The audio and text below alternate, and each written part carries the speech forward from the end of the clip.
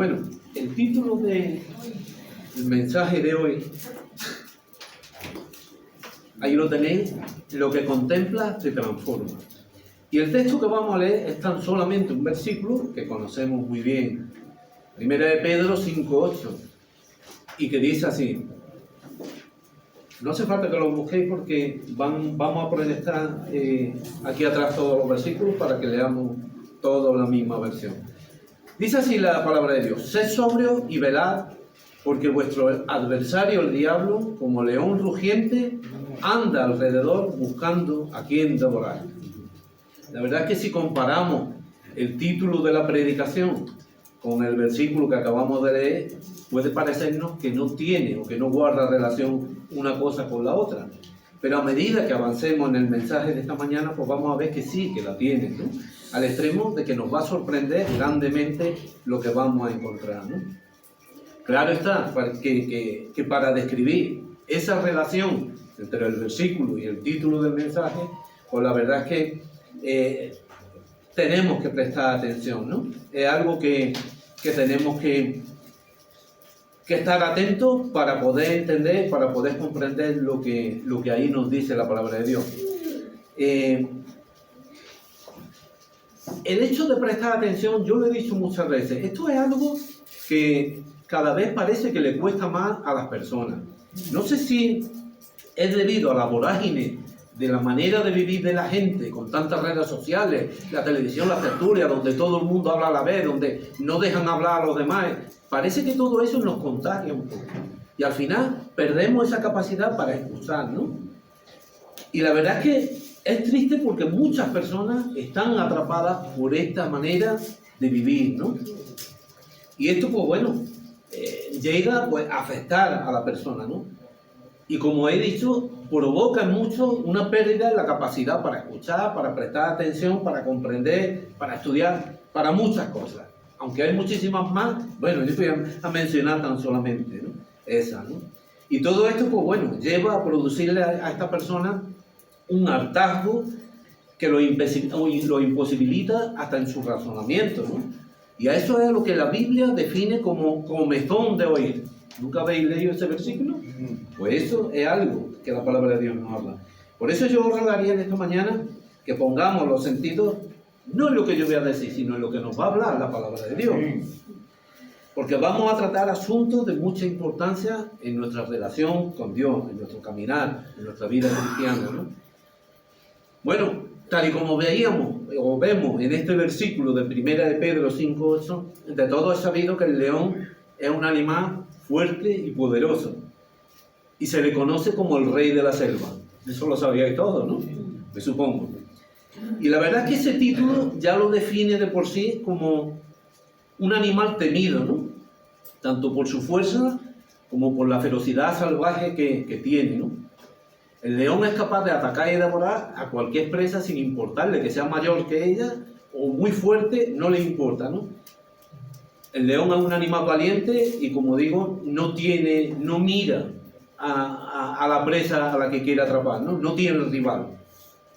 Además, el león es una fiera que tiene un irresistible deseo, y es el deseo de reinar o de dominar sobre la manada en la que está, ¿no? De tener en sumisión a todos sus componentes. O sea, el rey león, el que manda en la manada, tiene a los demás bajo su poder, ¿no? Y la verdad es que el león, como animal salvaje, pues es un animal que podemos, pues la verdad, admirar, ¿no? Por muchas cosas, ¿no? Por fortaleza, como hemos dicho, en fin, tiene muchas cualidades.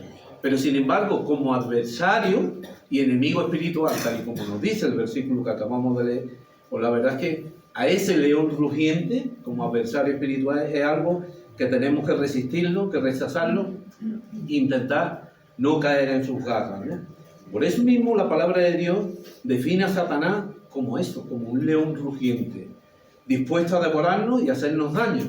Un enemigo del cual, como acabo de decir, tenemos que cuidarnos para no caer en sus garras. ¿Y cómo podemos cuidarnos de él? Pues sencillamente poniendo nuestra vida en sumisión a Dios. Mira, Santiago 4:7, vamos a ver aquí, nos dice la manera. Dice: someteos pues a Dios, resistid al diablo y huirá de vosotros. Aquí vemos la solución para esto, ¿no? Para resistir el asedio y los ataques del enemigo, ¿no? También la palabra de Dios nos dota de unos medios de protección que Dios nos ha provisto, ¿no? Y esto es algo importante, esto es algo que veíamos en la célula recientemente, ¿no? Podemos leer Efesios 6:11, seguro que recordaréis el versículo de la célula. Dice, vestidos de toda la armadura de Dios para que podáis estar firmes contra las acechanzas del diablo. Entonces, tenemos que emplear estas medidas de protección, de defensa. Y debemos de revestirnos de toda la armadura, no de algunas cosas solamente, sino de todas, para estar protegidos completamente. En la mitología griega hay una historia que conocemos todas, la historia de Aquiles, el guerrero ese era invencible, era inmortal. Bueno, cuenta la historia que su madre lo cogió de un pie, lo sumergió en el río Estigia y aquello le dio la capacidad para nunca ser derrotado. Pero claro, del talón del pie de donde lo cogió, ese punto, como no lo pudo mojar, pues ahí estaba su punto débil. También la palabra de Dios nos habla de un rey de Israel, el peor rey que ha tenido, Acab. También dicen que acabaron con él precisamente, pues tiraron una flecha y entre la juntura de la armadura por ahí se coló. Entonces, con esto lo que trato de decir es que Satanás va a buscar siempre el punto débil. Por eso tenemos que estar protegidos completamente de toda la palabra de Dios. Porque si flaqueamos en algún área, por ahí va a atacarnos. Eso es así de sencillo, ¿no? Y no podemos dejar las cosas atrás por comodidad, ¿eh? No podemos dejar atrás nuestra Biblia. No. Tenemos que tenerlo todo, siempre. Y nunca dejar. ¿Cuántos albañiles pierden la vida, se accidentan, por poner un ejemplo? Porque hace mucha calor y no me pongo el casco. Y se cae el hombre y se daña. Es por poner un ejemplo. Por los cristianos nos pasa igual. ¿Cuántas veces por comodidad dejamos algunas cosas atrás y por ahí sufrimos el daño? ¿No? La palabra de Dios nos dice, volviendo al tema del león de la naturaleza, que la misma creación y la naturaleza misma nos enseñan. Mira, el Salmo 19 es un salmo precioso, ¿no? Bueno, como toda la palabra de Dios. Pero el Salmo 19:1 nos dice esto. Dice que los cielos cuentan la gloria de Dios y el firmamento anuncia la obra de sus manos.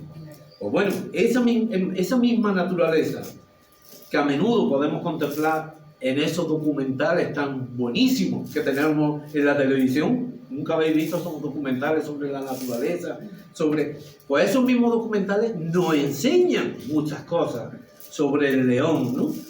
Y el león, una de las cosas que aprendemos y que podemos ver en esas maravillosas obras, ¿no?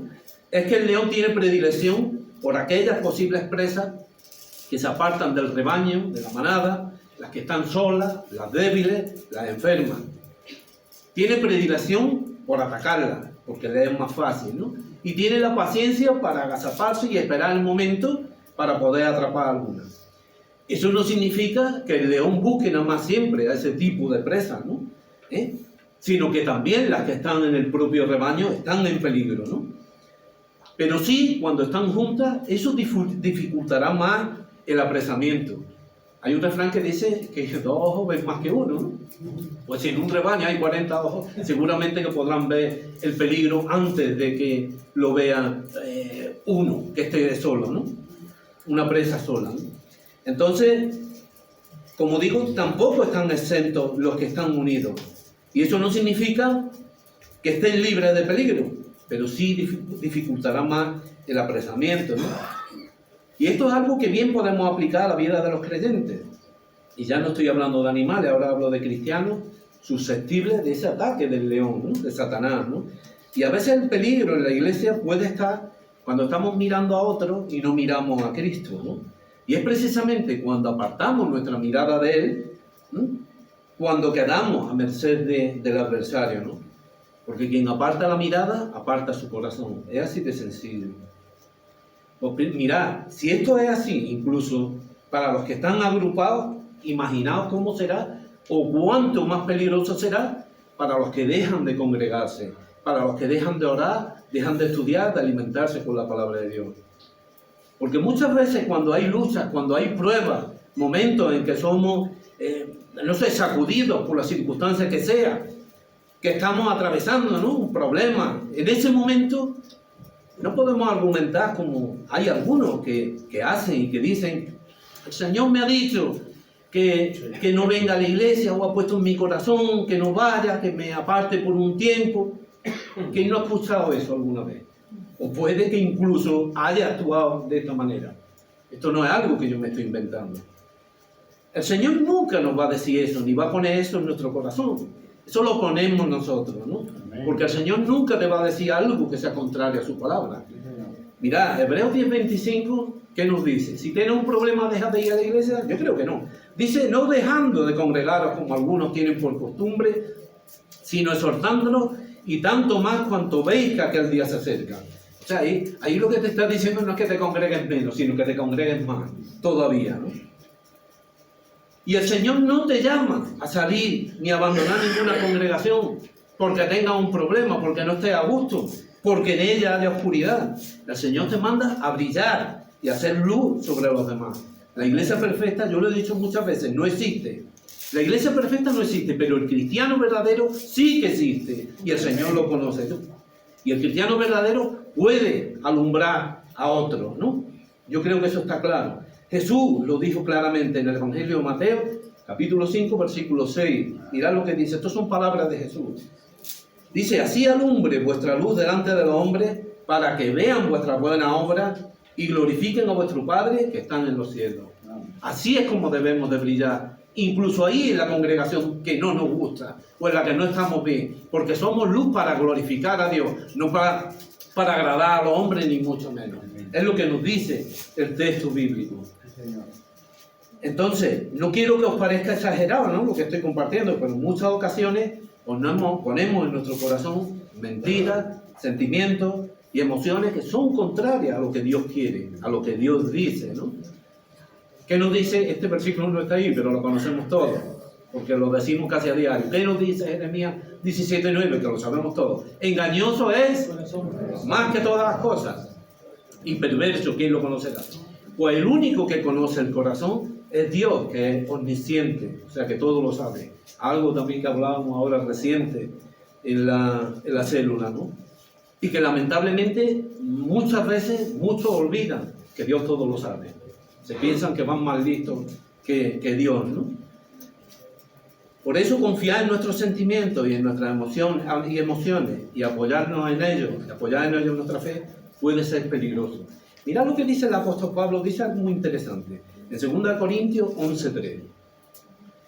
Dice: pero temo que como la serpiente con su astucia engañó a Eva, vuestros sentidos sean de alguna manera extraviados de la sincera fidelidad a Cristo. Vuestros sentidos, o sea, vuestros sentimientos, vuestras emociones, algo por lo que muchos creyentes se mueven a diario, en vez de por sus convicciones. Y mirad lo que dice el versículo, ¿eh? Vuestros sentidos sean atacados. No dice vuestra fe, sino vuestros sentidos. Porque Satanás obra con astucia, sabe cómo hacerlo. El rey David, cuando trasladaba el arca, la palabra de Dios dice que los levitas debían de llevar ese arca. Pero tenemos en la escritura que no, que ellos fueron más listos, hicieron un carro nuevo. Y hay una obsesión en el pueblo de Dios por hacer carros nuevos. Dejad de mirar lo que Dios dice y hacer carros nuevos para todos. Y tenemos que mirar lo que la escritura nos dice. Y ellos iban allí, todos contentos, bailando, danzando, pero estaban haciendo lo contrario a lo que venía en la palabra de Dios. Estaban alabando, estaban glorificando, pero contrariamente a lo que Dios decía. Y lo triste de todo esto es que no había un entendido que dijera: hermano, nos estamos equivocando, que la palabra de Dios dice esto, que no se lleve el arca en un carro, que lo tienen que llevar los levitas en su hombro. ¿Y qué ocurre? Que tuvo que morir una persona, justa, para que tuvieran que abrir la Biblia y mirar. ¿Qué nos ha pasado? Es triste, ¿no? Y la verdad es que David actuó ahí más como un motivador que como otra cosa. Y la iglesia de hoy, la de hoy y la de siempre, no necesita motivadores, necesita maestros de la palabra de Dios. Porque eso es lo que tenemos que empezar a aprender. La palabra de Dios. No necesitamos a nadie que nos anime, sino que nos enseñe la palabra de Dios. Porque como decía, no nos movemos por nuestras emociones ni por nada de eso, ¿no? Volviendo al león, la Biblia nos muestra a ese león, tanto para representar la fuerza de Dios y del Señor, ¿no?, de su Cristo, como también la agresividad destructora de Satanás, ¿no? Por ese motivo, Satanás quiere aparentar y parecerse a algo que solo pertenece a Dios. El verdadero león es Dios, el otro es un falso león. Pero claro, quiere aparentar para atraparnos y engañarnos, ¿no? El verdadero león rugiente es Dios, el Señor, y ruge precisamente para protegernos y para defendernos, ahuyentando al enemigo. En cambio, el otro es un falso león que lo que quiere es mostrarse, dejarse ver, para engañarnos y para destruir. Por eso lo hace con astucia, ¿no? Y ruge, para que pensemos que el rugido es de Dios y no es de Dios, es de Él, ¿no? Y ahí tenemos que tener cuidado. Tenemos que tener en cuenta que si la amenaza de Satanás fuera de una manera clara y directa, pues desconfiaríamos, ¿no? Lo veíamos venir desde lejos y no caeríamos con facilidad. Pero por eso actúa con astucia, para engañarnos, ¿no? Y Satanás quiere que seamos nosotros quienes demos el paso. Él nos va a poner las cosas de tal manera para que seamos nosotros. No nos va a forzar. No quiere que forzarnos, no quiere que voluntariamente alarguemos nuestra mano al pecado.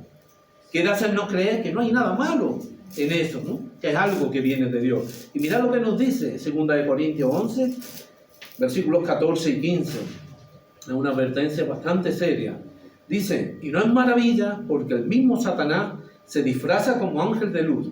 Así que no es extraño si también sus ministros se disfrazan como ministros de justicia, cuyo fin será conforme a su obra. Aquí no está diciendo que Satanás se puede disfrazar, que puede actuar con alguien como nosotros. O sea, que nos puede engañar fácilmente. Por eso actúa. Hombre, lo que no va a traer es un perro, y que el perro te habla y te lo vas a creer. Pero por eso lo hace con astucia. Te va a traer a alguien como tú. La diferencia que hay entre el león de la selva y este león rugiente que intenta devorar al creyente son los rugidos. El león de la selva no ruge cuando va a cazar. Si rugiera, la presa se iba. En cambio, Satanás sí que ruge para hacerte creer y para que sepa y para que lo mire y para que lo escuche, ¿no? Para que te confíe y pueda engañarte, ¿no? Por eso, conocer al enemigo es fundamental. Y os voy a contar una anécdota que nos pasó hace muchos años. Una noche trabajando en el hospital, de madrugada, iba por fuera haciendo una ronda y bueno, en aquellos años, estoy hablando de hace bastantes años, todo lo que hay en la parte de delante del hospital apenas estaba edificado. Casi todo eran solares, parcelas y además un alumbrado muy pobre, ¿no? Y una noche de madrugada pasé y escuché un ruido fuerte. Me detuve y estuve un rato escuchando, ¿no? Yo deduje que tenía que ser un animal, pero yo no sabía lo que era. Y estuve allí un rato escuchando. Al final me fui con la idea de que era un caballo. Digo, esto a lo mejor es un caballo que se ha soltado de donde sea y está por aquí cerca. Y me fui cuando llegué a urgencia, a un compañero allí, digo, he escuchado una cosa más rara, me ha parecido escuchar un caballo, estaba ahí un rato, pero no se ve nada, aparte de con la poca luz como va a ver. Bueno, total, ahí se quedó la cosa. Al día siguiente, fue a trabajar por la noche un compañero mío, Julio.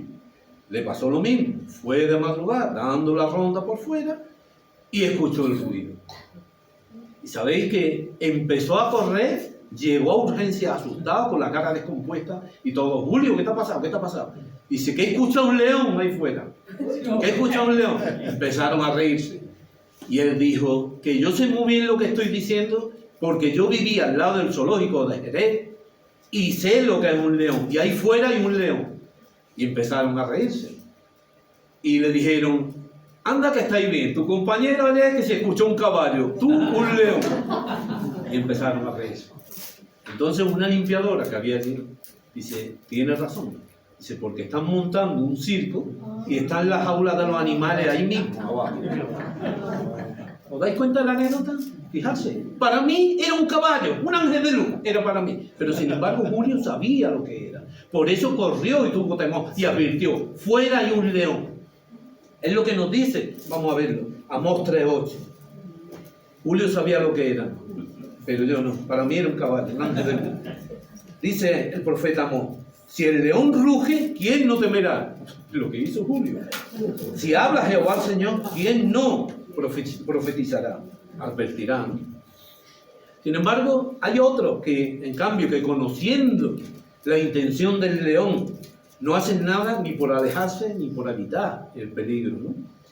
Además, se resignan a ser devorados. Mirad, vamos a ver Proverbios 22, 13, un versículo interesante, que dice así: dice el perezoso, el león está fuera, seré muerto en la calle. Y bueno, tal y como vemos, esta es la excusa de los perezosos para no hacer nada. Y el proverbio parece que puede sonar a chiste, pero hay gente así. Os voy a referir brevemente una historia, no la tenemos en la proyección. En el libro primero de Samuel, capítulos 2 y 3, nos habla sobre el sacerdote Elí y los dos hijos que tenía, Ofni y Fines, también sacerdote, ¿eh? Y dice que los dos hijos de Ofni y Fines, pues bueno, hacían barbaridades, ¿no? Despreciaban las ofrendas, se quedaban con ellas, se acostaban con las mujeres, hacían de todo. O sea, no respetaban ni tenían reverencia por lo que era de Dios. Y lo peor de todo, que su padre le daba igual. Y mirad las palabras de Dios para Elí, para el padre de estos dos y para estos dos. Simplemente os los voy a leer yo. Dice: y le mostraré que yo juzgaré a su casa para siempre por la iniquidad que él sabe, porque sus hijos han blasfemado a Dios y él no lo ha estorbado. Por tanto, yo he jurado que la casa de Elí no la ha estorbado. Por tanto, yo he jurado a la casa de Elí que la iniquidad de la casa de Elí nunca será expiada jamás, ni con sacrificio ni con ofrenda. O sea, lo que está diciendo es que nunca será perdonada, ¿no? Y esta historia es una advertencia no solamente para ellos, sino para todos. Y sobre todo para el que peca deliberadamente, ¿no? Y que no nos vaya a suceder como a los hijos de Elí, que ni ofrenda ni sacrificio perdonaron sus pecados. Es lo que nos dice Hebreos 10:29. Ahí nos dice lo mismo. Dice: ¿cuánto mayor castigo pensáis que merecerá el que pisoteare al Hijo de Dios y tuviere por inmunda la sangre del pacto en la cual fue santificado e hiciera afrenta al Espíritu de gracia?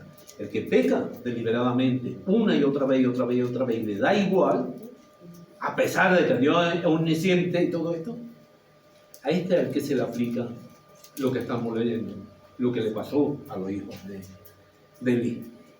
Pero volviendo a la presa del león, tenemos que tener en cuenta que la presa del león no es el mundo ahí fuera, porque a eso ya los tiene. Eres tú, soy yo, somos todos nosotros. Y somos la presa porque nos quiere fastidiar. Y qué mejor manera que mediante el engaño. Ya que de otra manera no puede apresarnos ni hacernos daño, ¿no? Sembrando la duda en nosotros, el desánimo, desmotivándote, creando cualquier circunstancia con el objetivo de devorarte, de acabar contigo. Pero aquí tenemos que ver que devorarte no es que te va a comer, sino simplemente devorarte lo podemos entender como llevarte a todo aquello que es contrario a lo que Dios dice, a lo que Dios ha dicho. O sea, llevarte a pecar. Eso es lo que quiere, ¿no? Y la verdad es que ser devorado no es algo que sea imposible de evitar, sino que muchas veces damos nosotros nuestro consentimiento y participamos de ello. Os decía antes que Satanás nunca te fuerza, ¿no? ¿Os acordáis de Eva? Satanás no cogió a Eva, le hizo una llave de judo, la tiró al suelo, le abrió la boca, le metió el fruto, le cogió las mandíbulas. No. Se la engañó de una manera, vamos, tranquila, muy natural. Tan natural que cogió Eva el fruto y le dijo a su marido: cariño, toma. Así de sencillo. No hizo nada extraño. Mirad, al diablo, si se le conoce por algo, no es por ser el mejor cirujano cardiovascular, ni un ingeniero informático, ni un buen médico. Al diablo se le conoce como el engañador, como el padre de mentiras, ¿no? Y precisamente el engaño es su especialidad para hacernos pecar, ¿no? A veces tenemos la idea equivocada de que caer en el pecado es algo inevitable, ¿no? Y no es así, ¿no? Es decir, que si Satanás quiere que pequemos, lo va a conseguir y no nos podemos oponer a ello. Pues no. Este versículo que vamos a ver también lo veíamos recientemente en la célula. Génesis 4:7. Dice: Si bien hicieres, no serás enaltecido. Y si no hicieres bien, el pecado está a la puerta. Con todo esto, a ti será su deseo, y tú te enseñorearás de él. O sea, ahí nos está diciendo que el pecado a nosotros está sujeto, ¿no? Por ese motivo tenemos que diferenciar entre nuestra capacidad para salvarnos y nuestra capacidad para no pecar, que son dos cosas distintas. Pero a veces parece que las mezclamos y las confundimos. ¿Tenemos capacidad para salvarnos? No, tuvo que venir Jesús. Pero ¿tenemos capacidad para no pecar? Eso sí la tenemos, lo que nos dice ahí, ¿no? Lo que pasa es que, como os digo, muchas veces asumimos nuestra incapacidad para salvarnos, que la trasladamos también a la condición de pecado. Y esto es un error, ¿no? Porque nos hace creer que si Satanás quiere que pequemos, lo va a conseguir sí o sí. Eso no es cierto, ¿no? Mirad, Santiago 1, 14 y 15 nos lo explica claramente. Dice, sino que cada uno es tentado, por ahí empieza el pecado, cuando de su propia concupiscencia, la concupiscencia del apetito, el deseo, la pasión, es atraído y seducido. Entonces la concupiscencia, después que ha concebido, da a luz el pecado, y el pecado, siendo consumado, da a luz muerte, una muerte espiritual, ¿no? Y no una vida abundante, que es lo que el Señor nos promete. Ese es el proceso en el pecado, ¿no? Primero nos tienta, nos seduce y caemos en la red, ¿no? Si vemos, si nos detenemos en algunas de las palabras que veíamos al principio, en el versículo ese de ser sobrio y velar porque vuestro adversario es el diablo, cuando nos dice que seamos sobrios, tenemos que tener en cuenta que la sobriedad bíblica es una virtud que abarca desde la moderación, la vigilancia, la claridad mental y la sensatez, ¿no? Lo cual nos prepara para nuestro caminar con Cristo y para su segunda venida, ¿eh? Eso es algo que siempre tenemos que tener presente, ¿no? Cuando nos dice que velemos, pues precisamente significa que espiritualmente estemos despiertos, alerta. La palabra adversario sabemos lo que significa, eso abarca desde enemigos literales hasta la figura de Satanás, lógicamente. Pero también puede referirse a todo aquello que se oponga, que interfiera en la voluntad de Dios, ¿no? Y en la vida espiritual del creyente. Y el león rugiente ya lo estamos viendo. Lo que trata de hablarnos de la fortaleza del enemigo. También la palabra de Dios nos dice que solamente Dios puede tapar la boca de los leones. Y devorar, como decía, no es literalmente que te va a comer, sino que te va a anular como cristiano. Mirad, vamos a ver el versículo en Job 1.7, también muy interesante. Dice, y dijo Jehová a Satanás, ¿de dónde viene? Respondiendo Satanás a Jehová, dijo, de rodear la tierra y de andar por ella. Entonces pregunto, ¿tenía colesterol Satanás? Estaba andando, dando vueltas. ¿Qué tenía que hacer? ¿Los 10.000 pasos? ¿O es que le gustaba hacer senderismo? ¿Caminaba todos los días? ¿Qué os dice ese versículo?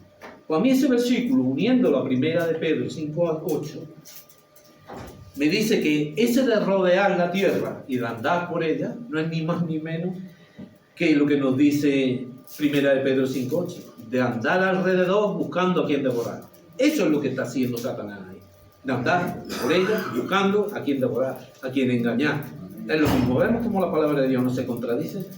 El engaño del diablo es la práctica de la falsedad, lo estoy diciendo, ¿no? La manipulación, la distorsión de la verdad, las consecuencias negativas que tiene todo esto en la relación con Dios para los demás, ¿no? Otra misión que tiene el león rugiente es quitarnos el gozo, ¿no? Y la verdad es que el cristiano pierde el gozo, pues bueno, cuando pone su mirada en las cosas del mundo, donde está su príncipe, que curiosamente es este león rugiente, y no donde está Cristo, ¿no?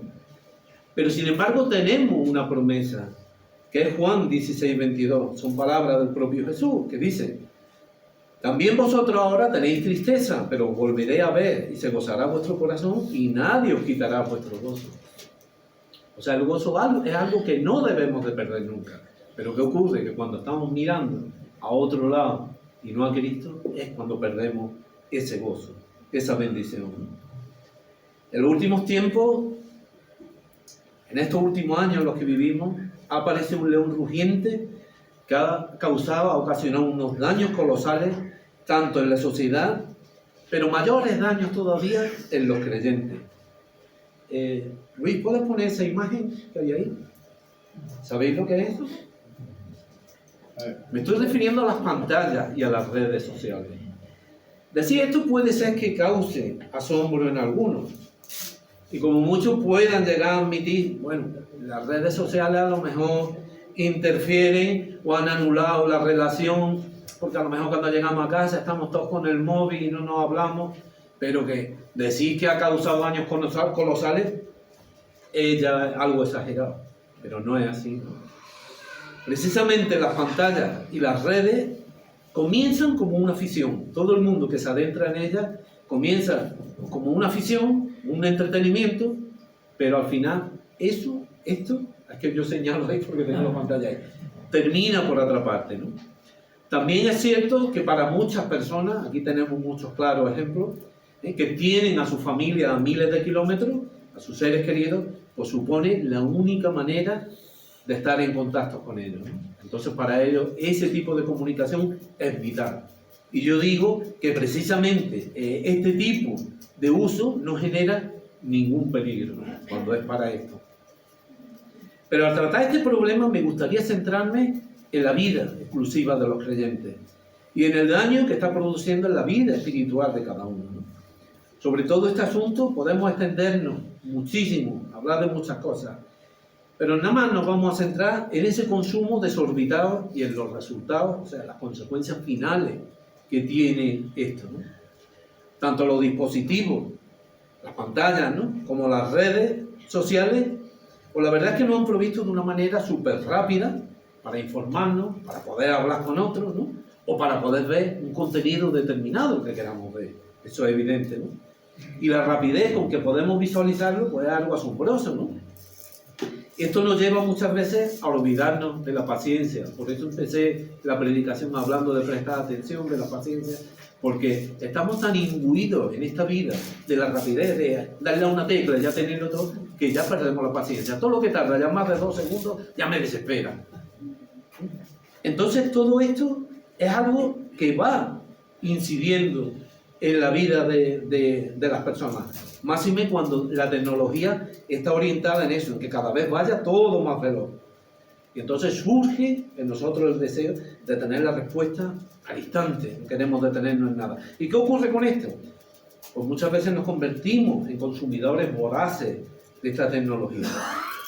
Y ese consumo desbordado y esa rapidez con la que vamos cambiando de una cosa a otra, porque quien no tenía un móvil en la mano y ya estaba pegando saltos de las noticias al vídeo, yo creo que todos, ¿no? Esa rapidez que nos lleva de una cosa a otra provoca pues también una adicción, algo que, bueno, que para muchos pues no pueden pasar sin esto, ¿no? Para los creadores de estas páginas, de estas aplicaciones, de los anuncios, de todo lo que ahí se muestra, de todo lo que ahí podemos ver, supone ganancias económicas. Cuantas más visualizaciones, más dinero tengan. Ahí está el negocio de todo esto, ¿no? Es sencillo. Y precisamente los creadores de estos sistemas lo van a ir mejorando de manera constante para que pasen más tiempo en esos lugares, o sea, para que estén más tiempo conectados, enganchados a eso, ¿no? Y lo que en un principio tenía como finalidad lo económico, ahora, estoy hablando de los creadores, ahora además de eso, porque eso sigue ahí, porque todo eso es para ganar dinero, pues ahora también tiene como finalidad, pues pretenden controlar tu vida mediante influencers, censura, muchas cosas. Ahora te dicen lo que tienes que comer, lo que tienes que hacer, lo que... O me estoy inventando yo que el YouTube, por ejemplo, es ahora lo mismo que hace 10 años. No, había un cambio radical, ¿no? Y vemos que todo esto ha ido evolucionando. Aparte de la ganancia económica, que es lo que genera todo esto, también para controlar la vida de las personas. Y el problema grave para el cristiano viene precisamente cuando nos dejamos dominar por esto, ¿no? El apóstol Pablo nos dice que todo me es lícito, pero no todo me conviene. Todo me es lícito, pero no me dejaré dominar de ninguna cosa. Es una advertencia, y ahí está la cuestión. Que muchos creyentes están dominados por esto. ¿Y qué ocurre? Que Satanás, que es no muy listo, sino muy astuto, que es distinto, ha encontrado en las pantallas y en las redes un arma destructiva imposible de mejorar. Y algunos dirán, pues bueno, pues yo escucho predicaciones, algunos pastores buenísimos, y sigo páginas muy buenas de una iglesia, y el Señor me está bendiciendo mucho, y estoy aprendiendo mucho. No lo discuto. Claro que sí, yo no lo discuto. Pero el león rugiente ha cambiado precisamente ese rugido por el sonido de campanita, de alerta, de aviso. El rugido lo ha cambiado ahora por eso. Ahora el rugido es eso. Cosas que son capaces de distraerte y de hacerte cesar lo que estaba haciendo en ese momento para mirar el móvil, a ver lo que me han dicho, a ver el mensaje, a ver, y ver lo que te acaba de llegar. Y puede ser que a lo mejor hace eso y estaba orando, o estaba leyendo la palabra de Dios. Sin embargo, deja eso para mirar, para escuchar el rugido del león, la campanita. ¿Os imagináis una situación de peligro que están clamando al Señor? Señor mío, ayúdame. Y el Señor diga, sí, espérate que voy a mirar cómo ha quedado el Rayo Vallecano y el Señor. Pues eso es lo que estamos haciendo, eso se llama irreverencia. Y tenemos que tener cuidado, porque cada vez hay más irreverencia en muchos creyentes. Y es triste, pero es así. Tenemos que dejarnos de carros nuevos y mirar lo que la palabra de Dios nos dice, ¿no? Llegas a tu casa cansado del trabajo, pero te pones con el móvil a ver vídeo, o la tablet, o lo que sea. No, si nada más son 10 minutos, te tiras 2 horas. Y vas a descansar, pero ya ni descansas siquiera. Te habla tu familia, oye, que tenemos que ir. Y luego, ¿cómo? ¿Qué? Hombre, que te lo dije antes, no me he enterado. Eso es lo que ocurre, que ni escuchamos ni tenemos comunicación con nuestra familia. Eso es lo que está ocurriendo. Y eso es una trampa de Satanás, porque te está quitando el tiempo para las cosas del Señor, para tener comunión con Dios, para todo. Te lo está quitando. Y además lo que estoy diciendo, estás orando y suena y dejas de orar para mirar. Y eso es un problema. Eso es un problema. Y es un Dios que nos está metiendo por todas las cuadras Satanás. Así de sencillo. Y al final, pues ese tiempo que tenías pensado pasar con el Señor no lo pasa, se lo lleva a la pantalla, ¿no? Y Satanás está así. En la Biblia se había imaginado eso, tener un instrumento tan sencillo, pero tan eficaz para que los creyentes dejen de orar, dejen de congregarse, dejen de estudiar la palabra. En fin, un gol por todas las cuadras, así de sencillo. Y lo triste de todo esto es eso, no tienes tiempo para Dios porque todo esto te absorbe. Y la realidad de todo esto es que hay una desnutrición espiritual en muchos creyentes y en muchas iglesias. Muchos creyentes viven a base de estas bolsitas energéticas. ¿Habéis visto los anuncios estos cuando salen los de la UNICEF y salen los niños con unos tubitos? Pues así nos estamos alimentando muchos creyentes, cuando tenemos una mesa bien dispuesta. Y estamos por eso, porque todo el tiempo nos lo roba la pantalla, nos lo roba internet y todas esas cosas. Mirad lo que nos dice Lucas 18, versículos 7 y 8. Esto es un extracto de la parábola de la viuda y del juez injusto. Mirad lo que nos dice. ¿Y acaso Dios no hará justicia a sus escogidos que claman de día y de noche? Ahí tenemos una promesa. Lo triste es que sus escogidos no están clamando ni de día ni de noche. Sigo. ¿Se tardará en responderle? El Señor está dispuesto. Pero si no le tiene, ahí está la petición. Ahí está la respuesta, no llega. Os digo que pronto le hará justicia. Y aquí viene lo interesante y es lo que debería de conmover nuestras entrañas.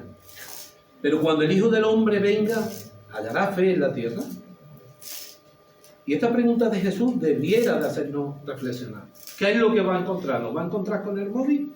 ¿O nos va a encontrar despiertos, vigilantes, esperando? No solamente, porque cuando decía antes que estemos despiertos, que velemos y todo esto, no solamente para protegernos del ataque del enemigo, sino también esperando como las vírgenes sensatas, ¿no? Las 5 vírgenes prudentes, esperando la venida del Señor. Y no se nos puede encoger el corazón viendo a los niños de Gaza, porque están muertecitos de hambre y nosotros estamos peor. Porque ellos no tienen comida, pero nosotros la tenemos. Estoy hablando ahora de comida espiritual. Y no nos la estamos comiendo, ¿no? Y ahí fuera, en Europa, en todos los países, hay un desorden mundial grandísimo que nos tiene amedrentados, preocupados. Sin embargo, no estamos orando, ¿no? Y la palabra de Dios nos dice que Dios es el que está al control de todo. Dice que Dios quita reyes y pone reyes. Pero parece que esto no nos lo creemos. Y estamos aquí y no sabemos cuando deberíamos de estar clamando por todo lo que hay por todas partes. En Europa, en América, en todos sitios. Muchos cristianos han puesto su ojo y su esperanza en los hombres, en los políticos, en los mandatarios, ¿no? Y los ojos los tenemos que poner precisamente en aquel que puede quitar y poner, porque tenemos que clamarle, ¿no? Muchas de las cosas que están aconteciendo no son errores humanos ni nada de esto. Muchas de las cosas que están aconteciendo son juicios de Dios, porque le hemos dado la espalda.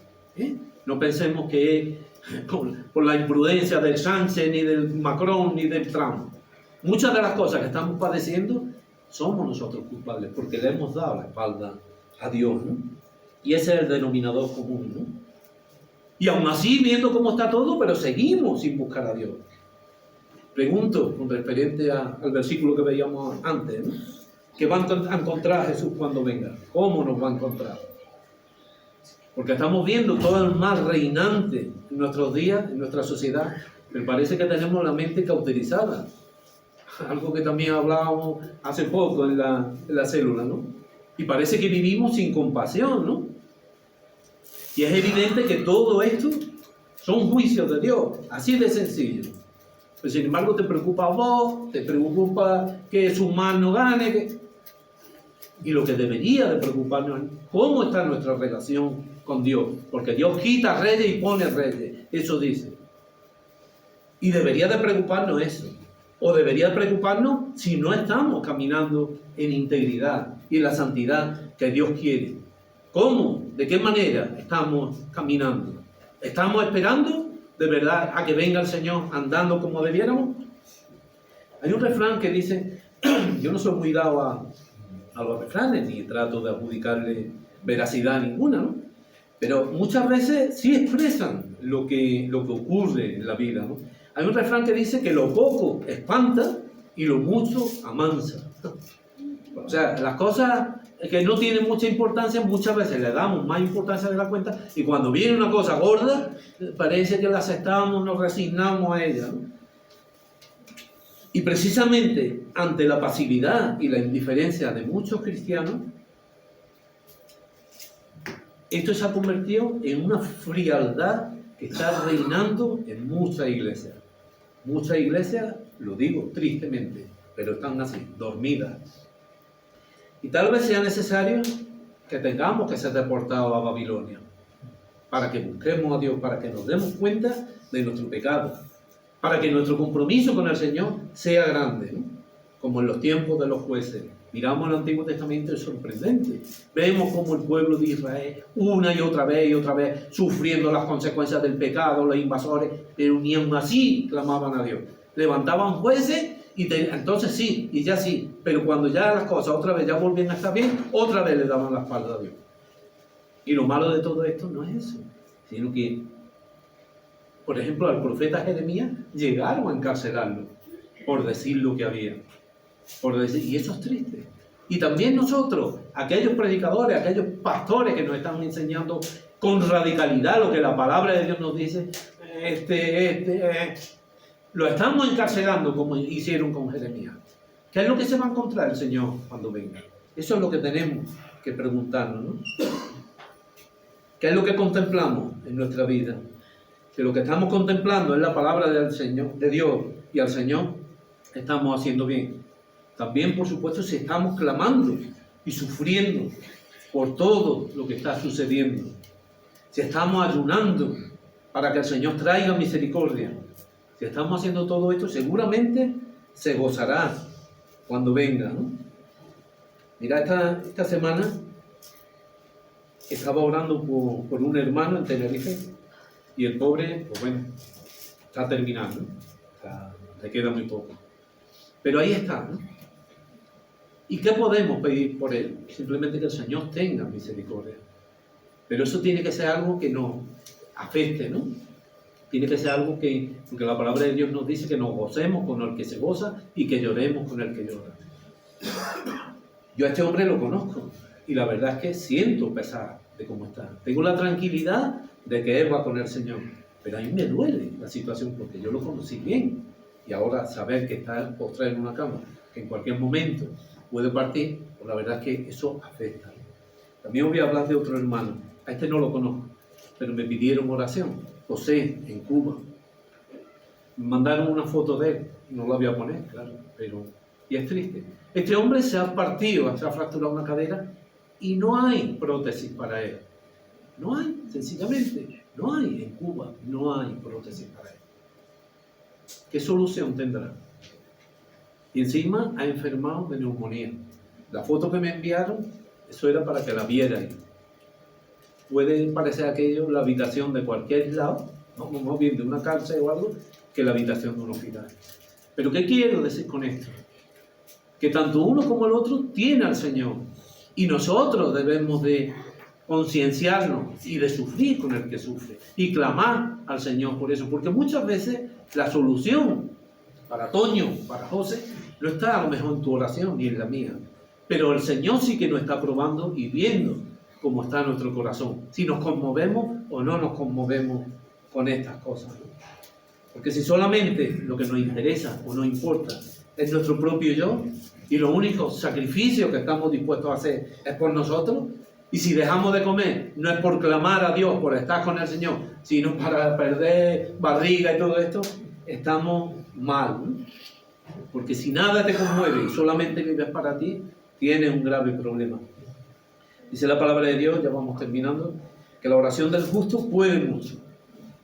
Pero ¿dónde está la oración del justo? Que la iglesia parece que está muda, ¿verdad? La iglesia parece que está muda.